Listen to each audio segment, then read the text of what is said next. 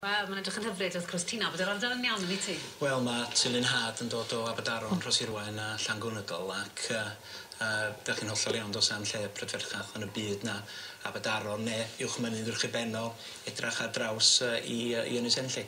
Ac mae Dylan chwarae teg wedi bod yn perswadio fi bod rhaid fi fynd na ni. O, mae rhaid chi, ydych chi'n gweld y tŷ newydd, gewch chi'n croeso gwell mewn unrhyw dŷ tafarn yng Nghymru na yn y tŷ newydd. Na ni, byddai yna leni.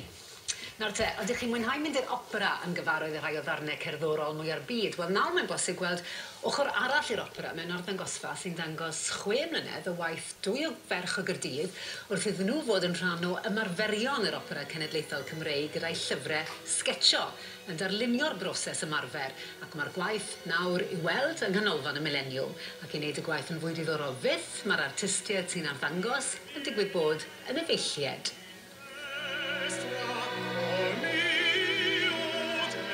Mae gen i'r un ddydodebau, ond dyn ni yn gweithio'n annibynnol. Mae nhw'n lluniau sydd wedi cael eu creu ar y foment.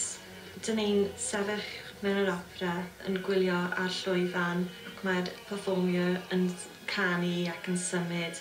A ni'n edrych ac yn darlunio nhw wrth nhw symud o gwmpas. Rhai yn y arddangosfa yw Magic Flute, Falstaff, Tosca, La Traviata. Hefyd mae gen i ddiddordeb mewn peintiadau clasurol, technegau clasurol ac yn wneud portreadau hefyd. Ac mae'r arddangosfa yng nghanolfan y mileniwm tan ddiwedd mis Chwefror. Ac os oes diddordeb 'da chi mewn ffotograffiaeth, mae gan wedi